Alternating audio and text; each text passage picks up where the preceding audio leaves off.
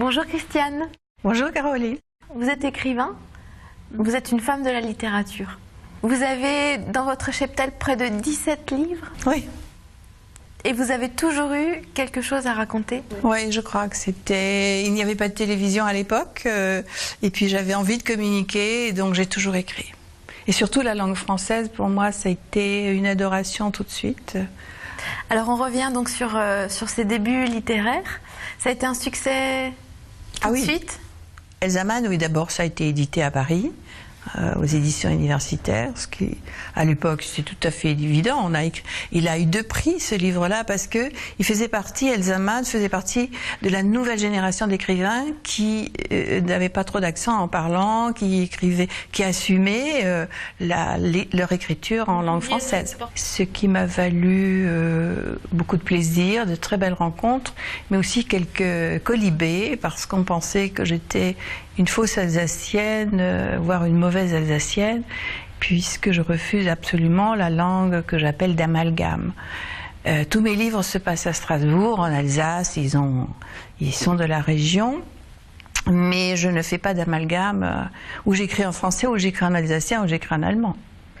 C'est l'un ou l'autre, et donc j'ai eu quelques colibés là-dessus, ça m'a beaucoup amusé. J'ai découvert ce que ça voulait dire être alsacien à partir de 80, c'était extraordinaire, parce que je pensais que c'était évident. Eh ben non, eh ben non.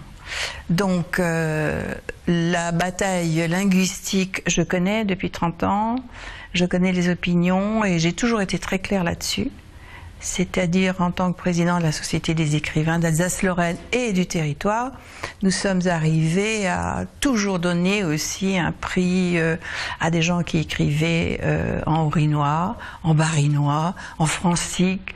Donc cette bataille linguistique m'est complètement, si vous voulez, et la mienne également. Les livres partent d'une rencontre d'un personnage? Pratiquement tous. Parfois c'est un amalgame de plusieurs. Par exemple, ici... Ton bonheur n'est pas le mien? Oui, ça c'était autre chose, parce que j'ai perdu mon père dans un accident de voiture quand j'avais 13 ans. Et ça a été le drame de ma vie. Et j'ai repris Prévention Santé, qui était un des objectifs de ma vie quand même, dans une caisse de retraite des cadres. Et j'ai fait vivre l'héroïne avec un père. Donc j'ai vécu comme ça l'amour filial. Et voilà, donc c'est assez bizarre. Ce sont des alchimies, vous savez. Vous avez écrit pour les enfants aussi. Ouais, Bérabère. C'est un exercice qui est différent. Oui. Mais vous savez, quelque part, j'ai toujours une âme d'enfant, c'est très drôle. J'ai quelques naïvetés comme ça, malgré tout. Malgré quoi? Malgré les épreuves de la vie. Il y en a eu beaucoup? Oui, il y en a pas mal à gérer, oui. Ouais.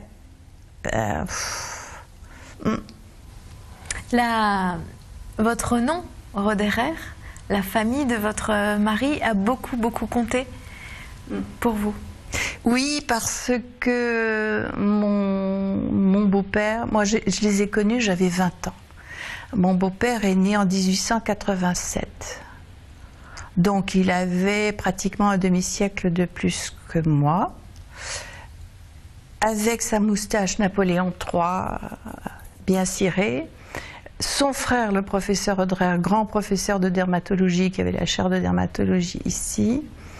Je suis tombée amoureuse de mon beau-père et de l'oncle. Je vous dis pourquoi, parce que j'avais été privée de mon père à 13 ans.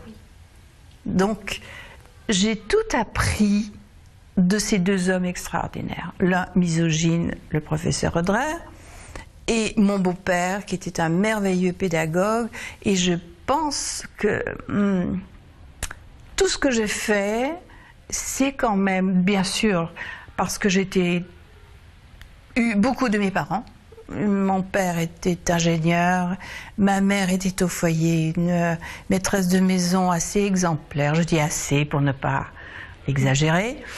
Et tout ce qui concerne ensuite mon éducation sociale, hein, c'est quand même mon beau-père et le professeur Roderer.